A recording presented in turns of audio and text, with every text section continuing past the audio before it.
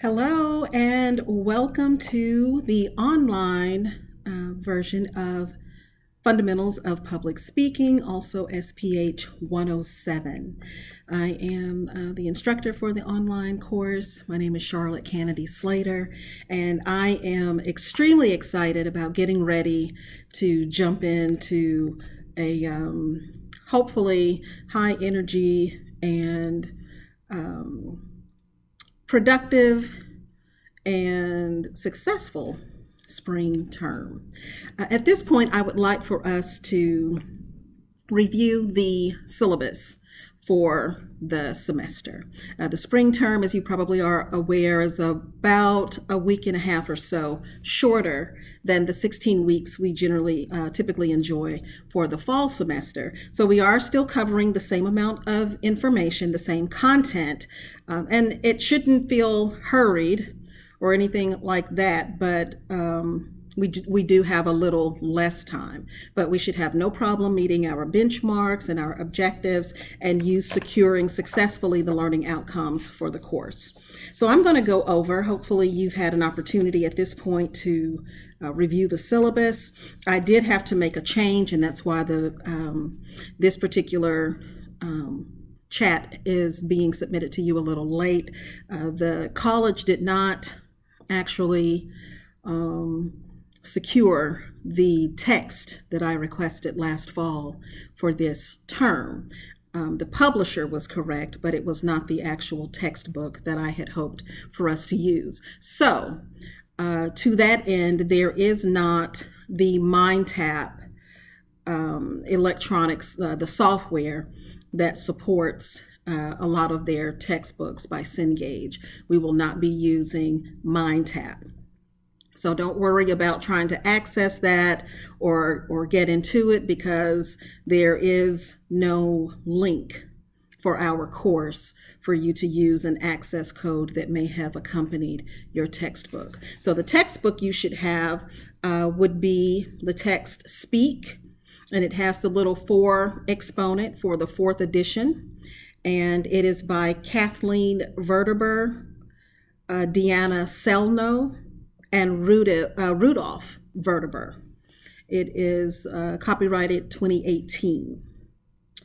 And so that should be the textbook that you have. That is the textbook that has been made available through the bookstore or the bookstore contractor that the college has collaborated with.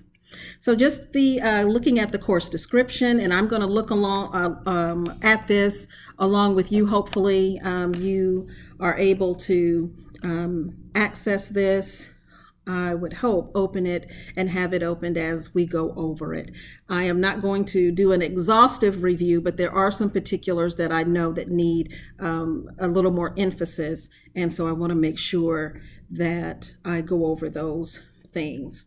So the course description and objectives. The course is designed to provide both a practical introduction to the fundamental principles of public speaking and a forum for practicing public speaking skills.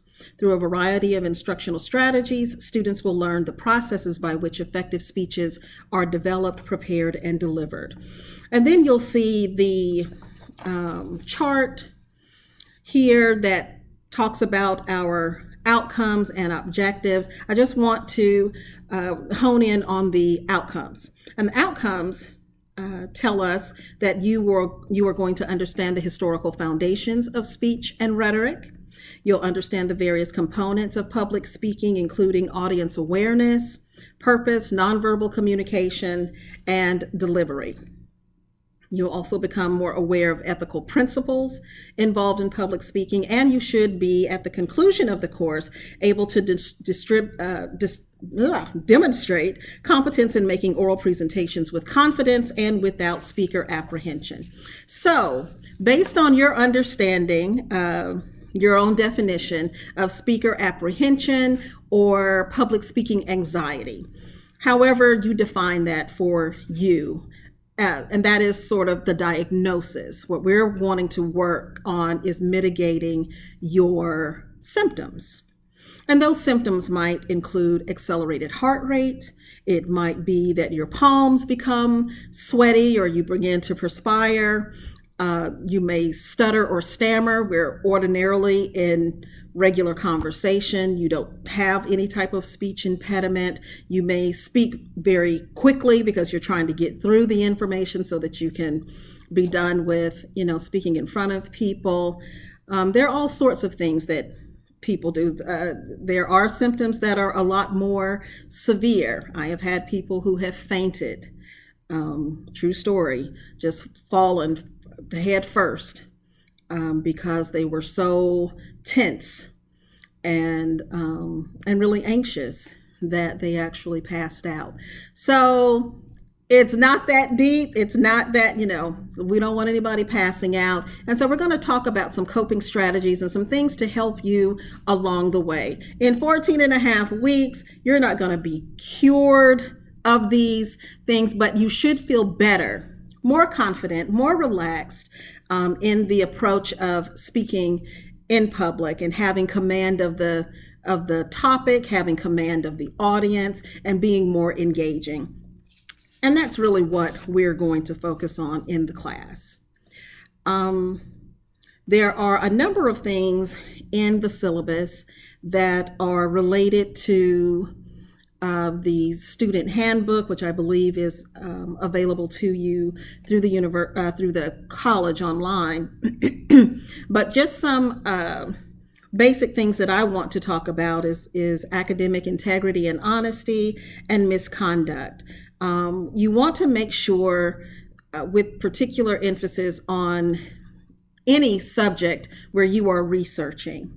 You're going to be talking about topics that you might know a lot about already, but you need to refer to some source as to where this information comes from. What makes you credible? And what makes you credible is the information that you research and collect and organize. And as you speak about it, you need to reference, where did it come from? According to, as published in a report written by, in the book by so-and-so, thus and such, XYZ was said. And it takes 10 seconds tops to give credit to the person who is responsible for that information. Even if you paraphrase, even if you use your own terms or verbiage, perhaps you're talking about something very technical.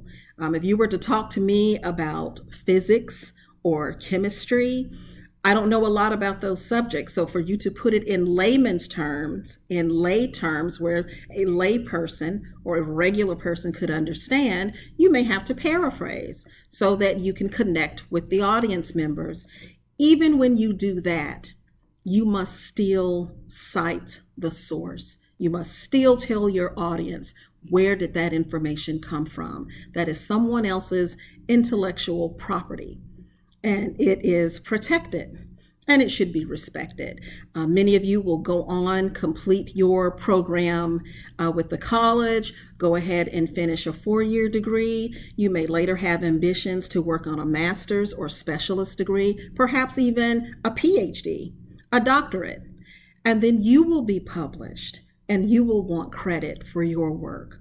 So it's the right thing to do.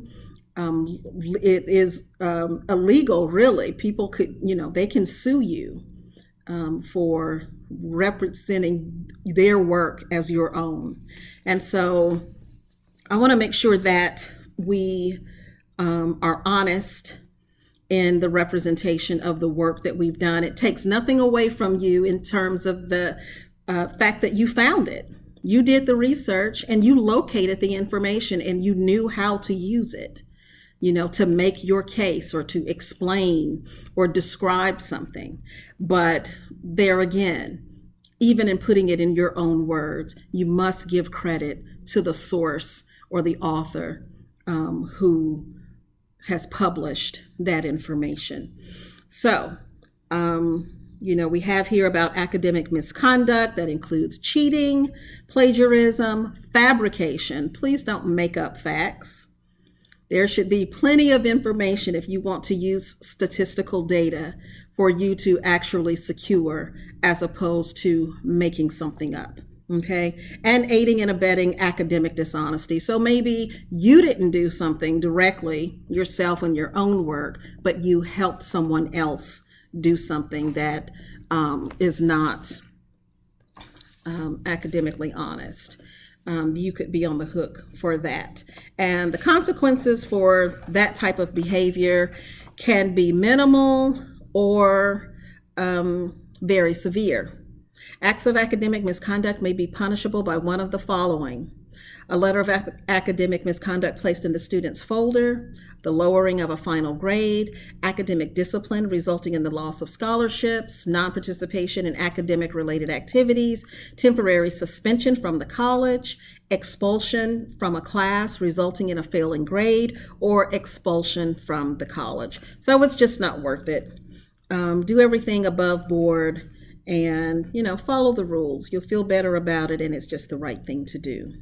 Attendance. So, attendance is a little different with an online course as opposed to a face-to-face class, a traditional course where you are actually meeting and your instructor is taking attendance for each time you meet.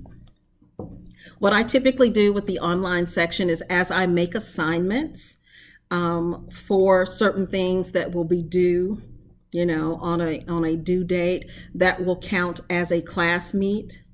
Other times when I am giving you things to read, things that you should have covered, chapters, and if I give you several things to read, then of course I'm going to give you an adequate time to read them. But I will be taking roll kind of sporadically, but in that fashion. So we'll try to hold it as close to, the 2 meets per week as possible, just as it would be if we were meeting in a traditional classroom.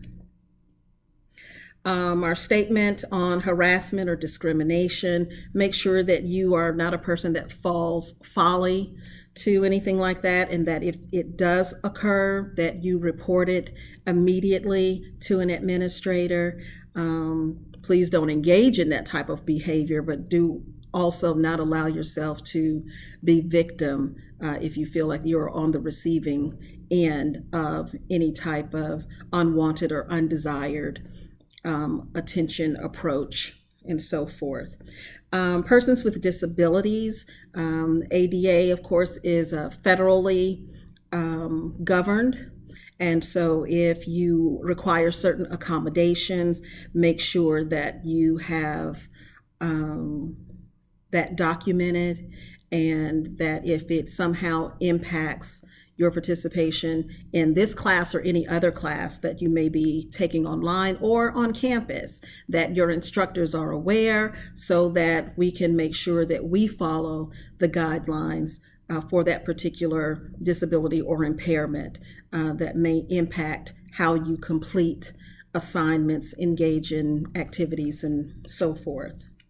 Safety guidelines, again, we're online, so we don't have so much to deal with that. Tobacco policy, same thing, firearm policy, but please do be aware of these things and read them. If you are taking classes on campus, it will be very important for you to, completely and critically read those sections of the syllabus. Communication. I will be communicating with you through Canvas, and that's supposed to get to you, as an email or a message through the software. If you're finding that messages are not getting to you or something is not working appropriately, please contact IT. In the interim, if it's going to take a while for an issue to be resolved, do make sure that you give me an alternate method of reaching you, so that you're not missing anything that may be happening in Canvas. But hopefully everyone is linked properly and able to send messages and receive them. My email address is charlotte.canady@drakestate.edu. You can also, of course, reach out to me via Canvas. and I receive those messages, and I will definitely try as best I can to respond to you at least within 24 hours. I am an adjunct, so that I am a part-time instructor with the college. I do teach full-time at Alabama A&M, and also part-time at another college in town. And so I'm spread kind of thin, but I do try my very best to follow up with you as soon as I see your message. Makeup work or late work? I would like to impress upon you to not get behind in the class. I recognize that it is truly flu season. I've already had a bout with bronchitis just following the winter recess. And so we're real people with real, life issues, dilemmas, scenarios, or what have you. And so I certainly understand that and empathize and sympathize with that. And I would ask that you be equally respectful. So I am receptive to where needed, and that's a case by case basis. If you have been out for something, hospitalized, taking care of a sick spouse or child or parent, certainly all understandable. Just make sure that you keep me in the loop, and as best you can, try to keep up with what's going on, because once things get away from you, it becomes extremely hard to catch up, and you may be losing points if the work is severely late or not, your best work because you've kind of rushed through it to get it turned in. So let's just make sure that we keep the lines of communication open and that you keep me abreast of anything going on, and I will certainly do the same with you. So that's that piece. Next, we're looking at the grade determination. So our three main speeches are the informative, persuasive, and special occasion. All of those are worth 100 points. We do have the elevator speech, which is our introduction speech. So we're not doing two of those, but the elevator speech is worth 50 points. So a little lower stakes. And I'm going to have you kind of do a little test run of the elevator speech. And that is just a brief introduction of yourself. And so I will put that assignment out there for us to jump into, just to kind of get our feet wet for next week. Peer critiques. I'm not sure if I want to open us up to that. I put it out here just in case we did engage in some peer reviews, and then the midterm and the final, each 15%. So we'll just kind of play kind of fast and loose with that.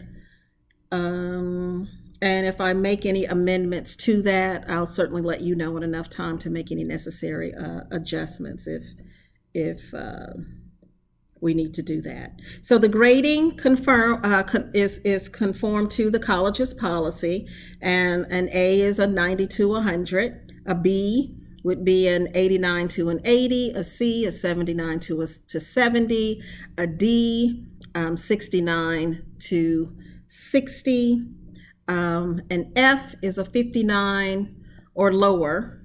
In a D or F situation, you would have to repeat the course. Of course, withdrawal, you receive a W, and incomplete. I do not typically deal with incompletes, just because you have to follow that so closely, and it's just not something that I normally do. But again, a case-by-case basis, just as with the absentee policy, the attendance policy. So let's just try to make sure that we do everything that we're supposed to do in the time allotted so that we don't have to deal with incomplete grades.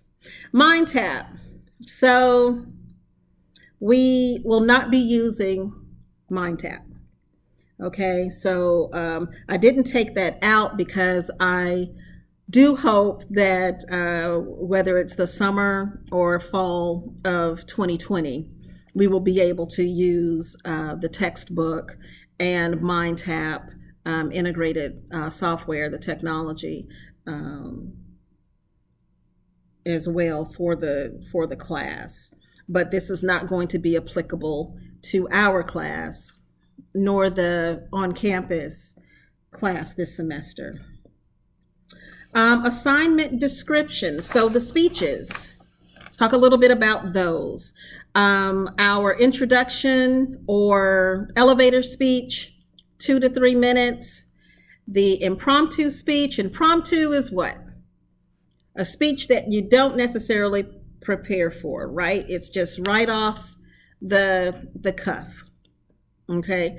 And so that is what we engage in daily. Someone who walks up to you and says, asks you directions for some location.